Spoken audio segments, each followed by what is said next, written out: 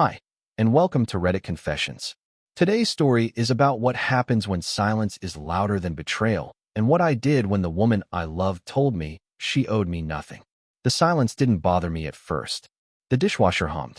The ceiling fan clicked like it always did. Somewhere in the distance, a dog barked. But she just sat there, scrolling, not even pretending to notice the envelope on the table between us. I had printed it on ivory paper. Heavy stock. Not because it mattered, but because I still believed that maybe presentation would make a difference. I watched her scroll. Tap. Scroll. Tap. Her thumb moving in rhythmic little circles, like she was erasing me from her life one swipe at a time. Did you see it? I finally asked. She didn't even look up. What? The envelope. She sighed. God, that sigh. Not annoyed. Not surprised. Just tired. As if I was a chore she forgot to cross off her list. You know what, Wallace? She said, tossing her phone onto the couch. I don't owe you an explanation. I really don't. Wallace. That's me. 42. Broken refrigerator technician. Yes, really. I spend my days fixing other people's problems while mine rot quietly in the back of the freezer. And in that moment, that one sentence, I don't owe you an explanation, it took the oxygen right out of the room. She didn't owe me an explanation for the hotel receipts, for the 2 perfume bottles I never saw her wear, for the fact that she changed her phone passcode after 7 years of never needing one. I swallowed hard. She reached for her phone again, like the conversation was done. Like I was done. So I said it. I didn't raise my voice. I didn't throw anything. I just said it quietly, almost like I was reminding myself. Then I don't owe you anything either. She blinked. I'm serious, I said. If you're done explaining, I'm done paying. Done covering your card. Done funding your little solo getaways. Done pretending we're still in the same marriage. She didn't speak, just stared like I'd sprouted horns. That night, she slept in the guest room. I slept on the living room floor. I didn't even bother with a blanket. And the next morning? Oh, the next morning she discovered just how serious I was. Because when someone says they don't owe you anything, they better mean it. Especially when they start getting back exactly what they gave. The strange thing is, when you finally stop giving, people don't notice right away. They only feel the silence when it starts touching their comfort. I didn't slam any doors. I didn't change the locks. I didn't send dramatic texts. I simply stopped filling up her tank. I mean that literally. Clarabelle used to drop her keys on the counter every Friday night, like clockwork, and by Saturday morning, her car would be gassed up. She never said thank you. It was just expected, like I was some invisible valet with a wedding band. Well, Saturday came. I was in the kitchen making eggs for one. Hers sat in the fridge, untouched, and still in the carton.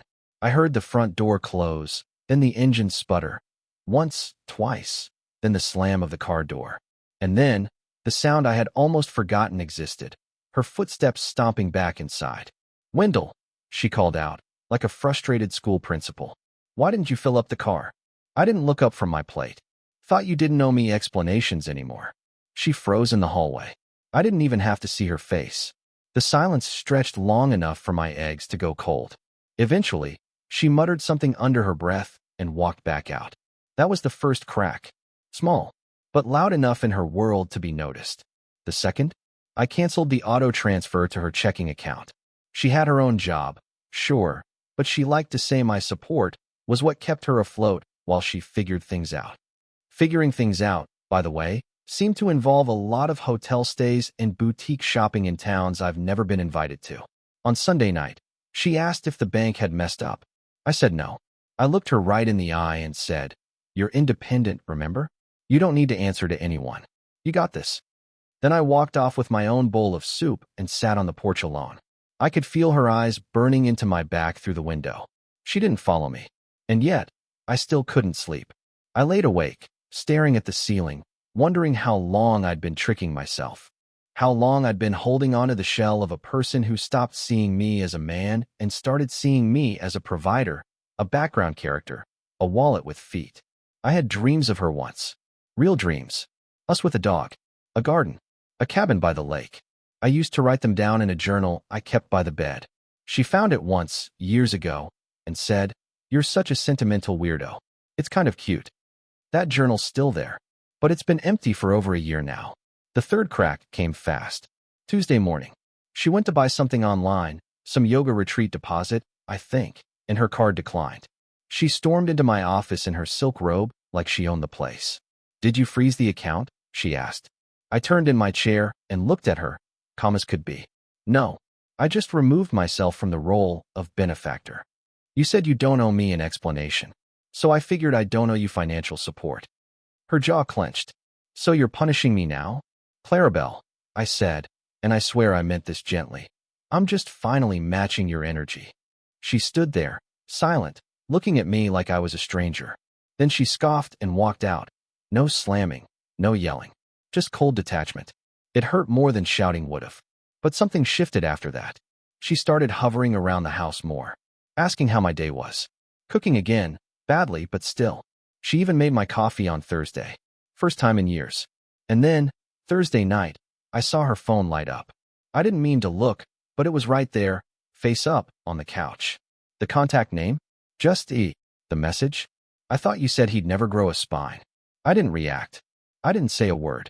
I got up, walked into the bathroom, and stared at myself in the mirror until my face didn't feel real anymore. Then I opened the bottom drawer, pulled out the black folder I had hidden for months, and placed it on my nightstand. It held everything. Every receipt. Every screenshot. Every record of her disappearing act with E. I hadn't shown her yet. But I would. Just not out of revenge.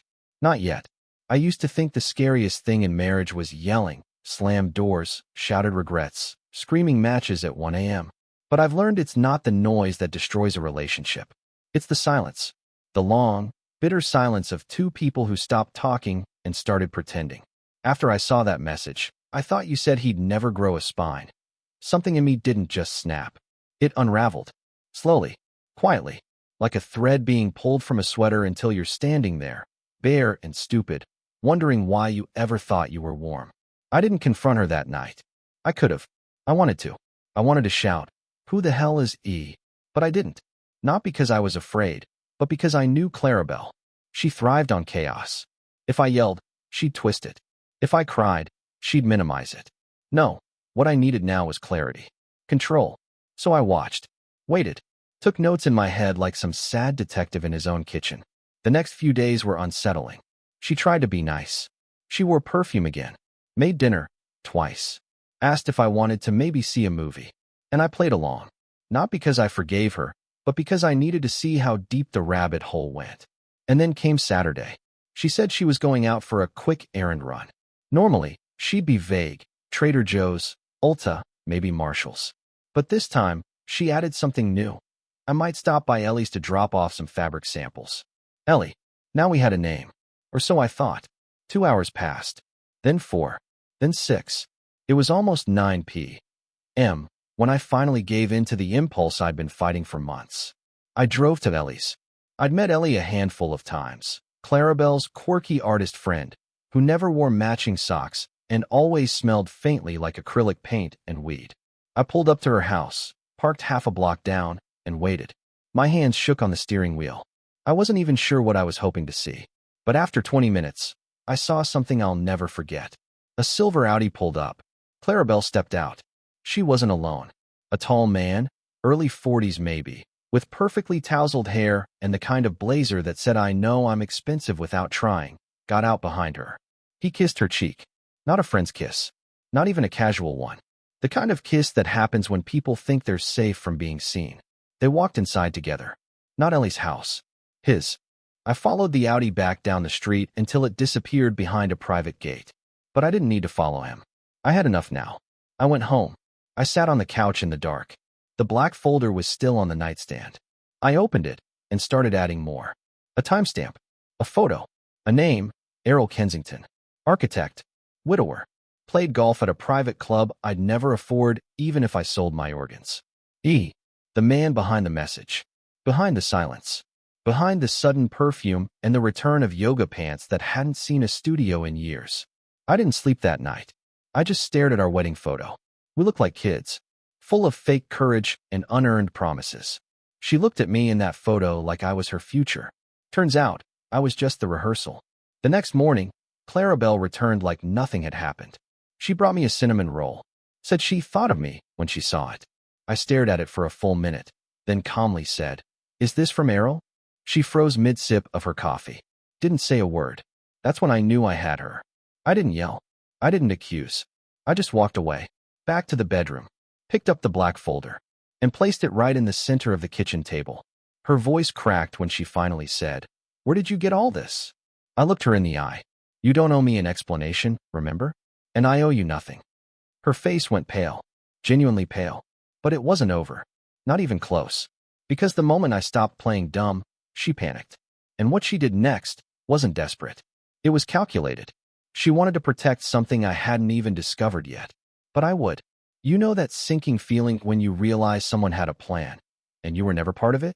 That moment when all your memories get rewritten in an instant. Like someone took a black marker to your past and redacted everything you thought was real? That's what happened to me the morning after I put the black folder on the kitchen table. She didn't open it at first. She walked around it like it might explode. I went for a walk, needed air, and when I came back, it was gone. Not opened. Just gone. Not a word from her. The cinnamon roll was still on the table, untouched. The irony was disgusting. That silence was all the confirmation I needed. But it wasn't the silence that shocked me. It was what I found in the days after, when I finally stopped being passive and started digging. Because as it turns out, Clarabelle didn't just have a backup man. She had a backup life. I wasn't planning to snoop. I swear I wasn't. But after she left for her volunteer shift at the animal rescue, which, let's be honest, hadn't seen her in months, I sat on the edge of the bed and noticed something strange. Her closet looked thinner. I didn't have to count hangers to know some of her clothes were missing. Her blue coat, the maroon heels she only wore for events, and her overnight bag. I opened the closet floor and found it, a second phone. It was tucked under an old winter blanket in a zippered pouch. It wasn't new.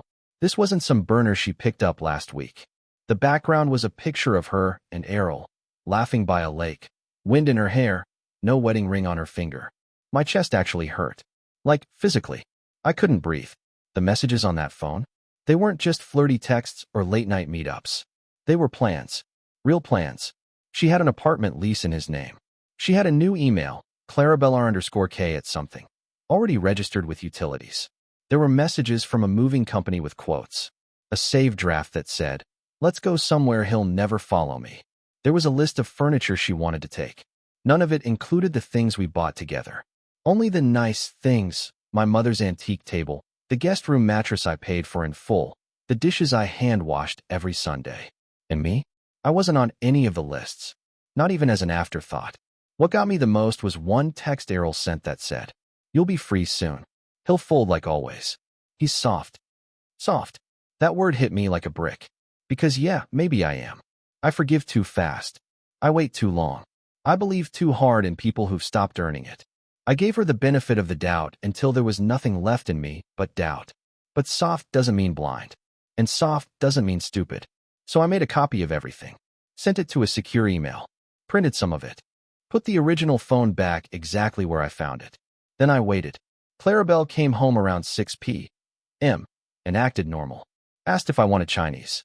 Said we could do something fun this weekend. I nodded. Smiled. Even told her I was craving orange chicken. And while she scrolled through her main phone on the couch, texting who knows who about God knows what, I walked into the kitchen and opened the cabinet above the fridge, where we kept the documents we never used. I pulled out the file labeled taxes and legal. I slid in a new envelope. Inside, my official notice. Not a confrontation. Not a fight. Just clarity. It read, "Since you don't owe me an explanation, I've stopped asking. This is your warning. The next folder won't be filled with photos. It'll be filled with consequences." I went to bed early. She stayed up watching a show we used to love. I could hear her laughing. That part crushed me. Her laugh used to be mine. Now it was just noise. Around 1 a.m., I heard her get up, walked to the kitchen, rustled through the drawer, found the envelope. No screaming, no accusation, just the sound of her standing there for a very long time. Then a soft, almost nervous click of the fridge door closing. The next morning, she was gone before sunrise. But she didn't go far, because she came back a few hours later, not with apologies, with something worse. She brought him, Errol, to my front door. And what they tried to pull next, it wasn't just betrayal. It was robbery. I always assumed the first time I'd meet the man my wife was sneaking around with would be accidental. Maybe I'd spot him across a parking lot or overhear a phone call that didn't end fast enough. But no, Errol Kensington, the man who'd been texting my wife sweet nothings behind my back while I fixed her broken curling irons and paid her credit card bills, decided to formally introduce himself. At my own door. I was still in my robe. It was early, maybe 8:30 a.m. The kind of overcast Indiana morning where the sky hangs heavy and you wonder if it's going to rain or just keep teasing you. I was sipping reheated coffee from the day before. I hadn't even brushed my teeth yet. And then came the knock. It wasn't the kind of knock you expect from a man who's been sleeping with your wife. It was polite, almost professional. 3 firm taps. I remember thinking it sounded like a neighbor coming to ask about recycling day. When I opened the door, I didn't recognize him right away. He wasn't flashy like I imagined. No flashy watch or smug grin. He wore jeans, a navy sweater, casual, calculated. He had this confident stillness about him that immediately rubbed me the wrong way, like he walked around believing nothing could touch him. Clarabelle was behind him, arms crossed, standing slightly to the side. Not behind him like someone ashamed. Not in front of him like someone leading. Beside him, like they were already a team. "Wendell," he said, extending his hand. "I'm Errol. I believe we have some things to sort out." I stared at his hand for a long second. I didn't shake it. I didn't move. I just looked at Clarabelle. She avoided my eyes. "I don't believe we do," I replied. He chuckled, a soft, condescending chuckle like I was a child refusing to hand over a toy. "I understand this is difficult, but we've spoken with a mediator. Clarabelle has some things she'd like to take from the house, and we're hoping to keep this civil." It hit me like a brick to the gut. She brought him to take things. Not just her things, our things. My things. And she didn't even have the decency to do it when I wasn't home. She wanted me to see, to feel it. Clarabelle finally spoke. "I thought it would be easier if he came, so it doesn't turn into, drama." I blinked. Drama. Like my heartbreak was a scheduling inconvenience. I took a deep breath and said, "You want to take things from my house, with your affair partner standing behind you like a moving supervisor?" Errol stepped forward slightly, as if he were going to diffuse something. "Let's not get emotional." That's when something in me clicked. I don't know if it was adrenaline or humiliation or some ancient part of me that finally woke up, but I smiled. And I stepped aside. "Come in," I said. "Take what you think belongs to you." Errol looked confused. Clarabelle looked suspicious. They stepped inside cautiously. She went straight to the guest room closet. He wandered toward the kitchen, scanning the place like he was mentally appraising it. What they didn't know was that the night before, I'd prepared for this. Every item they'd planned to take, everything from the antique table to the guest bed to the vintage silverware, was already gone. Stored at my brother's lake house 2 counties over. In their place, boxes of random junk I labeled with fake tags. Grandma's crystal was filled with mismatched socks. Vintage lamp was a cracked lava lamp from a garage sale. Family heirlooms was just a stack of expired takeout menus and an old lint roller. Clarabelle opened the guest closet and gasped. "Where's the mattress?" I shrugged from the hallway. "Gone." Errol frowned. "That wasn't yours to move." I walked into the living room, leaned against the mantel, and looked him dead in the eyes. "And you weren't mine to invite into my home. Yet here you are." Clarabelle was seething now. "This is childish." "No," I said. "This is me playing the same game you did. Except I'm better at it because I actually read the rules. You lied. You schemed. And now you're angry because I beat you to the punch." Errol moved toward me again, this time with a bit more edge in his step. "Listen, Wendell, I understand you're hurt." "No," I cut him off. "You don't. Because if you did, you wouldn't have walked into my home thinking you were entitled to anything. You'd have parked your Audi in someone else's driveway and left me out of this circus." They didn't get anything that day. Not a plate, not a napkin, not even a dusty candle. They left red-faced and bitter, and I watched them from the window like a ghost they thought they'd buried. But it wasn't over. That night, I found out what Clarabelle really wanted. Not just furniture. She wanted money, access, control, and the way she tried to take it, let's just say, she thought she was being clever. The morning after they left my house empty-handed, I sat on the porch with a lukewarm mug of instant coffee and thought about all the ways I'd been played. Not just recently, but for years. The small manipulations, the casual gaslighting, the way she'd make me feel guilty for being tired after work, for wanting a quiet dinner, for not being more ambitious. Clarabelle had always treated me like a placeholder, a steady, useful man to lean on while she figured out what version of herself she wanted next. I was her draft. Errol was her polished final copy. But there's something Clarabelle never truly understood about me. While I may be soft-spoken, while I may hesitate and overthink and try too hard to keep the peace, I watch. I listen. I prepare. And once I stop giving, I don't come crawling back. That day, I checked our joint accounts. Not because I needed money.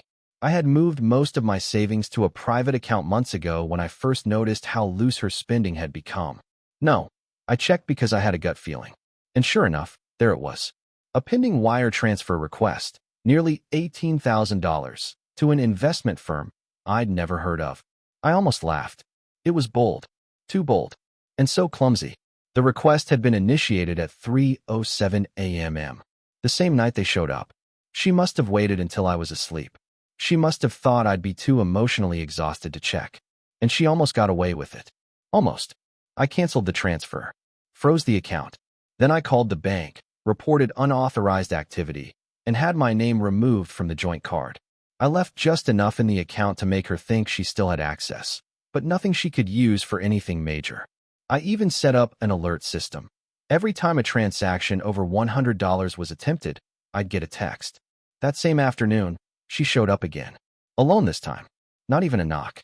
She just walked in with her spare key like it was still her house. "Where's the money?" she asked, straight to the point. I looked up from my laptop. "Gone." Her eyes widened. "You moved it?" "No," I said calmly. "I protected it." "You can't do that," she snapped. "I just did." She clenched her jaw. "This is ridiculous, Wendell. You don't have a case. There's no cheating documented, no abuse, nothing. If you think you're going to win anything in court—" "I'm not going to court," I interrupted. She paused, thrown off. "What?" I stood up, walked over to the table, and handed her a document I'd been waiting weeks to print. "This is a separation agreement. Not official yet, just a draft. But it includes everything I'm willing to give. Half the house equity, no alimony, clean break." She laughed, actually laughed. "You think I'm going to sign this?" I nodded slowly. "You will. Because if you don't, I'll release the screenshots. All of them. The messages to Errol, the alternate email accounts, the rental lease, the transfer attempts. And I'll add in the surveillance footage." Now that part was a bluff. But she didn't know that. Her face turned white. "You wouldn't. Try me." For the first time in a long time, she didn't have a comeback. She just stood there, breathing shallow, eyes darting, calculating like a chess player who just realized they were in checkmate 4 moves ago. Then she did what narcissists do when they're cornered. She cried. "I gave you the best years of my life," she whispered. "And I gave you stability while you auditioned for the next chapter," I replied. I was lost. "No, you were selfish. And now you're exposed." She stormed out, slammed the door. I sat back down, heart racing, hands shaking. But it wasn't fear anymore. It was adrenaline. Something was waking up in me. Something I thought she'd buried years ago. She didn't contact me the next day, or the day after. But that Friday, I got a letter. Not from her. From a lawyer. Not hers. Errol's. Apparently, they had one last play to make.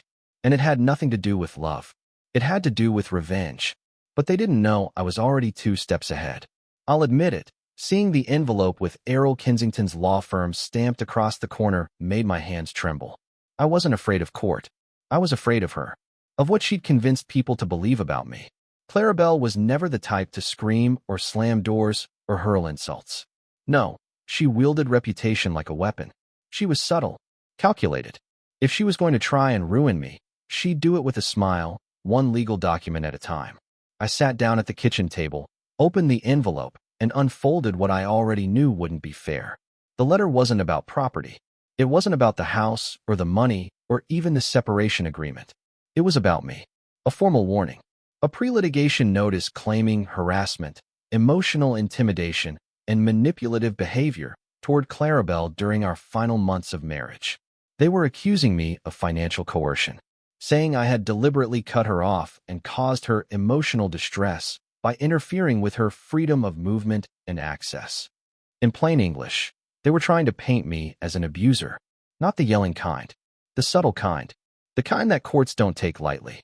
I read every line, twice, then a third time. I didn't cry. I didn't panic. I just sat there feeling like someone had reached into my chest and rearranged all my ribs. Clarabelle was really doing this. After everything I'd paid for, forgiven, absorbed. After years of being her backup generator, her emotional punching bag, her personal ATM, she wanted to finish the job by rebranding me as a threat. She wasn't content with betrayal. She needed justification. She wanted narrative. That night, I didn't sleep. I sat in the living room until the sky turned gray, then drove to a place I hadn't been in years, my father's old workshop. It smelled like oil and dust and memories I wasn't ready to confront, but I needed solitude. I needed quiet. And I needed to remember who I was before Clarabelle twisted me into something disposable. I brought a notebook. No laptop. No phone. Just a pen. I started writing everything down. Not just the events, the details, the receipts, the dates, the names, the password she used, the name on the lease with Errol, the florist she used to send herself flowers and pretend they were from a client, the lie she told about going to visit her sister when her sister was in another state, the hidden Venmo transfers labeled art studio rent that went straight to Errol's fake consulting account. I was building something. Not revenge. Not even protection. Something better. Truth. See, Clarabelle thought that being loud meant being right. She underestimated what quiet men do when pushed. She thought I'd fold. She thought I'd beg. She thought I'd panic and crawl back, just to preserve my image. But I didn't want my image. I wanted peace. And she had burned every last path to it. So I got a lawyer. Not a loud one. Not a flashy one. A veteran named Marcus who'd been through 2 divorces of his own and didn't blink when I showed him the documents. He said, if she's building a case, let her build it. Just make sure the foundation is soaked in truth, and we'll watch it collapse under her own lies. We drafted a response. Not a defense, an invitation. We sent Clarabelle and her team a letter outlining our terms. Every screenshot, every email, every fraudulent transaction she attempted was laid out in black and white. We didn't threaten. We didn't beg. We just told the story she was hoping would stay buried. A week later, her lawyer responded. Not Errol's. Hers. Apparently, she'd retained new counsel. That said more than anything in writing. But it didn't end there. Clarabelle reached out. Directly. She didn't apologize. Not at first. Instead, she sent a voice note. Just one line. Why are you trying to ruin me? I listened to it 10 times. And finally replied. I'm not. I'm just showing people what you really are. You did the rest. She went quiet for 3 days. Then, out of nowhere, I got a call from her mother. A woman I hadn't spoken to in over 5 years. A woman who once told me, Clarabelle's always been dramatic. Don't take it personally. But this time, she said something different. Wendell, she's losing everything. I don't know what you did, but she's scared. She wants to talk. She wanted to talk. After all this time claiming she owed me no explanations, no closure, no truth, now she wanted a conversation. But what could she possibly say that would undo the damage? What could she confess that would change what was already set in motion? And the real question, was I even willing to hear her? When Clarabelle asked to meet, I said yes. Not because I wanted her back, not because I needed more lies, but because I wanted to walk into that cafe, look her in the eye, and realize, really realize, that I no longer needed her to explain anything. She showed up wearing that same perfume she used when we were happy. I wondered if she thought it would trigger something in me, stir some old reflex that might soften my edges. It didn't. We sat by the window. She ordered chamomile tea. I got black coffee. No cream. There was a long pause before either of us spoke. Then she said, I don't even know how it got this far. I smiled. Not cruelly, just quietly. You mean you didn't think I'd ever fight back? She looked down at her hands. You were always the safe one. The one who'd never leave.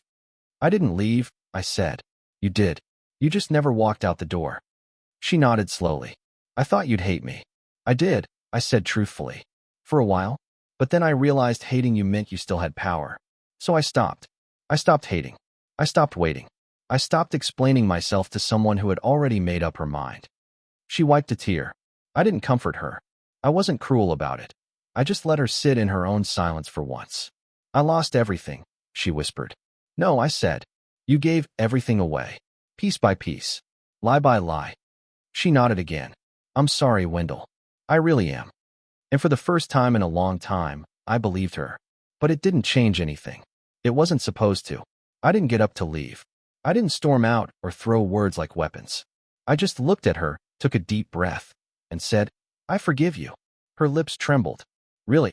"Yes," I said, because I finally forgave myself too, for staying too long, for loving someone who only loved the version of me that served her. I stood up, left enough cash to cover both drinks, and walked out. The sky was overcast again. It might have rained, but I didn't care. For once, the air felt light. That was 2 months ago. Since then, I've started over. I moved into a smaller place near the lake. I picked up painting again. I walk more, breathe more, and for the first time in years, I sleep through the night. Clarabelle didn't ruin me. She revealed me, showed me the parts of myself I forgot, resilient, patient, intuitive. I used to think strength was loud, but now I know it's quiet. It's calm. It's choosing peace when chaos comes knocking. So if you've ever felt erased, if someone made you believe you weren't enough or owed them something just to be treated with basic decency, you're not alone. You don't need their permission to heal. You don't need their apology to move on. You just need to choose yourself. Finally, and I did. Thanks for following this story here on Reddit Confessions. If any part of this hit close to home, I'd love to hear about a moment in your life when you realized it was time to let go. Drop it in the comments. And remember, your voice matters. Your peace is worth protecting. Until next time, stay brave.